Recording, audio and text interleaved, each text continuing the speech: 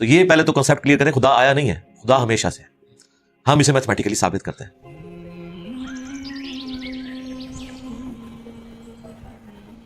دیکھیں جو universal truth establish ہو چکے ہیں اس کو تو آپ کوئی دوبارہ سے چیلنج نہ کریں.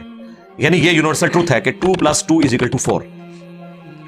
اب اسے کوئی 5 یا 3 بنانے کی کوشش کرے تو ظلم پر مبنی کام کر رہا ہے. آپ دوبارہ سے ویل بھی انوینٹ کر لیں تب بھی یہ میتھمیٹیکل ایکویشن تو اپنی جگہ رہے گی. بالکل اس طریقے سے یہ چیز اسٹیبلش ہو چکی ہے کہ کائنات پہلے نہیں تھی تو آئی ہے. آپ کو پتا ہے کچھ عرصہ یہ نظریہ رہا ہے 17ویں اور 18ویں صدی میں کہ یہ اسٹیڈی اسٹیٹ کائنات ہے, ہمیشہ سے ایسے ہی چل رہی ہے. لیکن یہ اب نظریہ اپنی موت مر گیا. ہم جس ایرا میں بیٹھے ہیں نا یہ نظریہ ختم ہو چکا ہے. آج سے نہیں, بگ بینگ کے بعد سے, جب وہ ہبل نے ٹیلیسکوپ کے ذریعے چیز دیکھی تھی 1920s میں, تو ہبل نے یہ دیکھا کہ کائنات میں جتنے بھی یہ اجرام فلکی ہیں, یعنی آسمان پہ جتنے آپ کو سیارے ستارے نظر آ رہے ہیں نا, ان میں ایک کامن چیز یہ ہے کہ سب ایک دوسرے سے دور جا رہے ہیں. اور اس کے لیے اس نے اسپیکٹرم جب ڈرا کیا, اسپیکٹرم جب گریجولی کسی چیز کا لائٹ کا اسپیکٹرم ریڈ کی طرف شفٹ ہو, اٹ مینس کہ وہ آپ سے دور جا رہی ہے. تو یہ چیز لاجیکل تھی کہ جب یہ دور جا رہی ہے تو اس کو ٹائم میں ریورس کیا جائے تو کسی ایک جگہ سے شروع ہی ہو. یعنی میں ہاتھ میں کچھ بالز پکڑوں اور انہیں یوں پھینکوں, سارے ایک دوسرے سے دور جائیں گے. اور یہ ایک یونیورسل ٹروتھ ہے کہ یہ دور اس لیے جا رہے ہیں کہ کہیں ایک جگہ سے یہ سٹارٹ ہوئے تھے. یہ تو ایک نیچرل چیز ہے.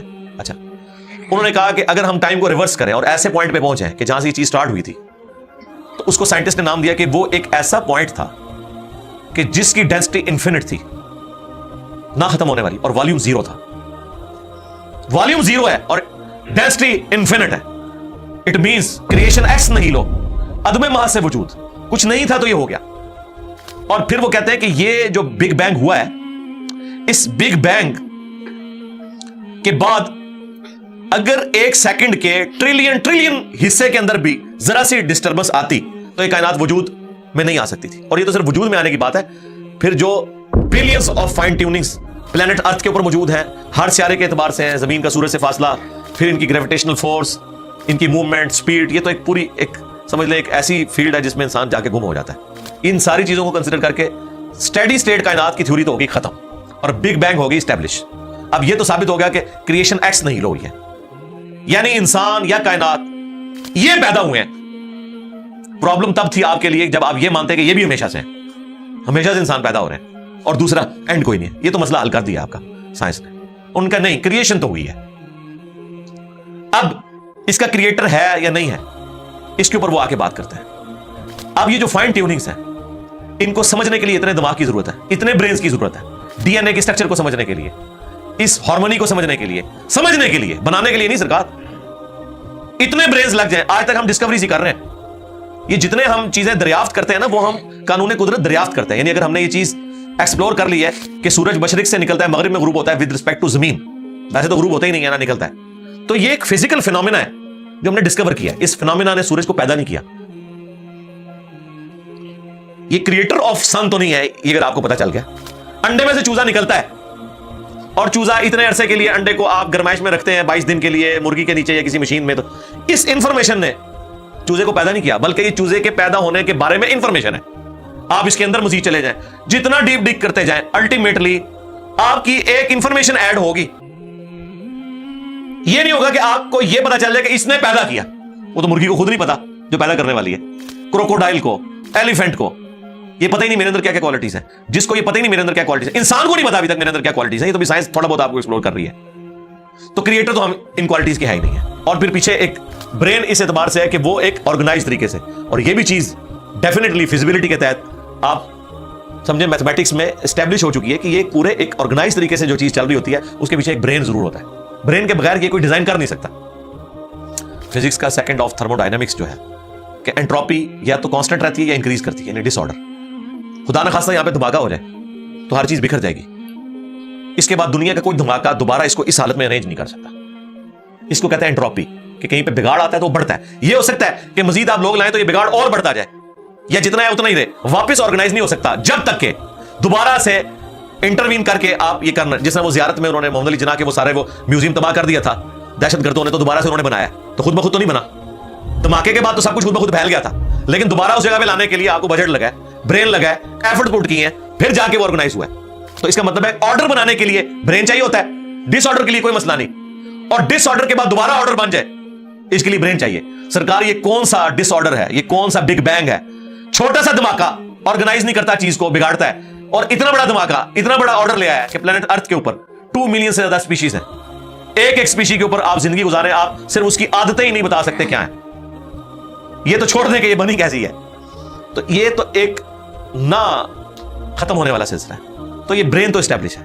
اب اگلا سٹیپ یہ ہے کہ یہ جو برین ہے, وہ رچرڈ ڈاکنز بھی کہتا ہے نا دا گاڈ ڈیلوژن میں, جب فریڈ ہائل کا جملہ اسے کوٹ کیا گیا نا, فریڈ ہائل ایک بہت بڑا سمجھے فلاسفر بھی تھا, سائنٹسٹ بھی تھا. اس نے کہا تھا کہ انسان کا بن جانا خود بخود یہ اسی طرح کا فینومینا ہے, یہ اس سے بڑھ کر کمپلیکس فینومینا ہے کہ کوئی شخص یہ کلیم کرے کہ کوئی ہوائی جھکڑ ٹورنیڈو چلا اور اس نے کوڑے کباڑ کے ڈھیر سے مٹیریل اٹھایا اور ایک بوئنگ 747 تیار کر دیا.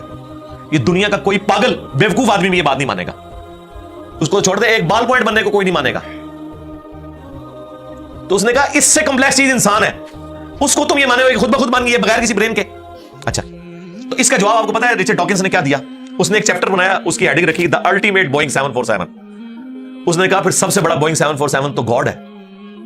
آپ یہ کہہ رہے ہو کہ انسان اتنا کمپلیکس ہے کہ خود بن نہیں سکتا کسی کے بنائے بغیر, تو جو اس کو بنانے والا ہے وہ تو اس سے زیادہ کمپلیکس ہے, وہ تو الٹیمیٹ بوئنگ 747 ہے. اگر اتنا مشکل انسان ڈی این اے اسٹرکچر والا, یہ آپ کہتے ہو خود نہیں بنے گا, اس کو کوئی بنائے گا, تو جس نے اسے بنایا ہے وہ تو اس سے زیادہ کمپلیکس چیز ہے, تو اس کا بھی کوئی کریٹر ہونا چاہیے. تو ہم نے کیا کہا تھا, رکو ذرا, صبر کرو, for the sake of argument ہم تمہاری بات کے ساتھ ایگری کرتے ہیں, لیکن آگے چل. ہاں, وہ جو کریٹر ہے جس نے ہمارے کریٹر کو بنایا ہوگا, تو یقیناً وہ ہمارے کریٹر سے بھی زیادہ کمپلیکس کریٹر ہوگا, تو پھر اس کا بھی کوئی کریٹر ہونا چاہیے. اب تو قیامت تک لگا رہا ہے, یہ ایکویشن کہیں ختم نہیں ہوگی تا وقت کہ کوئی ایک کریٹر ایسا ہو جسے کسی نے نہ بنایا ہو. تو وہی تو ہے لم یلد ولم یولد. سورہ اخلاص میں یہ تو ڈیفینیشن ہے, لم یلد ولم یولد. سرکار یہ آپ کو میتھ سمجھا سکتی ہے, یہ آپ کو فزکس سمجھا سکتی ہے. یہ کتنی بڑی ڈیفینیشن ہے, ہم نے بچپن میں ایسے ہی یاد کر لیا کہ نہ اس کا کوئی باپ ہے نہ کوئی بیٹا. یہ تو ہم ایک اخلاقی سے ترجمہ کر رہے ہیں نا. تو ایکچوئل ترجمہ ہے کہ نہ وہ خود کسی سے نکلا ہے نہ اس سے کوئی نکلا ہے, وہ ہمیشہ سے ہے.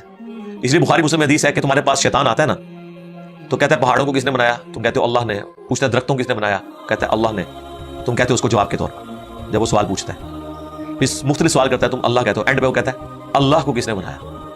اب تم نے کہنا ہے پھر اس پہ قل هو اللہ احد اللہ الصمد لم یلد ولم یولد ولم یکن له کفوا احد. ذرا نبی علیہ السلام تو اتنا ہی کہہ سکتے تھے نا, آپ کو اللہ تعالیٰ نے ہماری ہدایت کا امام بنایا, ٹھیک ہے. لیکن بعد میں جب یہ میتھمیٹیکل ایکویشنز, سائنٹیفک ڈسکوریز اور یہ یونیورسل ٹروتھ انسانوں کو اللہ تعالیٰ نے دریافت کروائے ہیں, تو اب ہم بڑی آسانی سے اس کو مزید ایکسپلین کر سکتے ہیں کہ اگر کوئی کریٹر کا کریٹر ہے تو اس کا بھی کوئی کریٹر ہوگا, اور یوں یہ ایک سمجھ لے نہ ختم ہونے والا سلسلہ شروع ہو جائے گا. یہ آپ کو اچھا, اب آپ سوچ رہے ہو کہ یہ کیوں ماننا پڑے گا کہ کوئی ایک ایسا ہونا چاہیے کہ جس کا, یہ اس لیے ماننا پڑے گا کہ دوسری طرف ایکویشن جو ہے وہ فزیکلی میرے سامنے موجود ہے کہ میں ہوں, کریشن موجود ہے. اگر ایک تھیوری ہوتی نا کہ نہ کریشن ہوتی نہ کریٹر, تو ہمیں کوئی چیز مجبور نہیں کرتی تھی. اب ہماری مجبوری یہ ہے کہ کائنات ہمارے سامنے ہے, ہم زندہ مخلوق ہیں, ہم سب کچھ دیکھ رہے ہیں, کریٹڈ چیزیں موجود ہیں, تو دوسرے اینگل پہ ہمیں جانا پڑے گا اور الٹیمیٹلی کسی ایک کریٹر پہ رکنا پڑے گا, کوئی کریٹر نہ ہو اس کا. اس لیے میں نے اپنی ویڈیوز میں بارہا کہا ہے, اگر آپ مجھ سے پوچھیں کہ اللہ تعالیٰ کی کون سی ایسی کوالٹی ہے جو امیجنیشن سے باہر ہے, جس کی آپ کو مثال بھی نہیں بیان کر سکتے. دیکھیں, اگر اللہ تعالیٰ کہتا ہے میں سنتا ہوں دیکھتا ہوں, تو ہم اس کا ایک دھندلا تصور لا سکتے ہیں کہ میں بھی سنتا ہوں اور دیکھتا ہوں, اگرچہ میرا ادھار کا ہے, اللہ کا ذاتی ہے, میرا لمیٹڈ ہے, اللہ کا ان لمیٹڈ ہے, میرا ڈیپینڈنٹ ہے, اللہ کا انڈیپینڈنٹ ہے. ہر چیز کو آپ امیجن کر سکتے ہیں. لیکن اللہ کی جو یہ کوالٹی ہے کہ وہ ہمیشہ سے ہے, کبھی کوئی وقت ایسا نہیں تھا کہ وہ نہیں تھا. یہ ایک ایسا اندھا کنواں ہے, یہ وہ کنسپٹ ہے کہ جس میں آپ غرق بھی ہو جائیں آپ کو اس کا کوئی سرا نہیں پکڑائی دے گا, ٹھیک ہے. اور یہ اللہ کی ایسی کوالٹی ہے. بہرحال یہ کوالٹی تو ہم اللہ کے ساتھ شیئر نہیں کر سکتے, لیکن جو اس کی دوسری کوالٹی ہے کہ وہ ہمیشہ کے لیے ہے, اس نے دیکھے آپ کو شیئر کر لیا اپنے ساتھ, خالق اور مخلوق کے فرق کے ساتھ ہمیشہ کی زندگی اس نے جنت میں آپ کا مقدر کر دی ہے. یعنی وہ کوالٹی تو شیئر نہیں ہو سکتی کہ ہمیشہ سے ہو, لیکن ہمیشہ کے لیے ہو, یہ اس نے آپ کو دے دیا.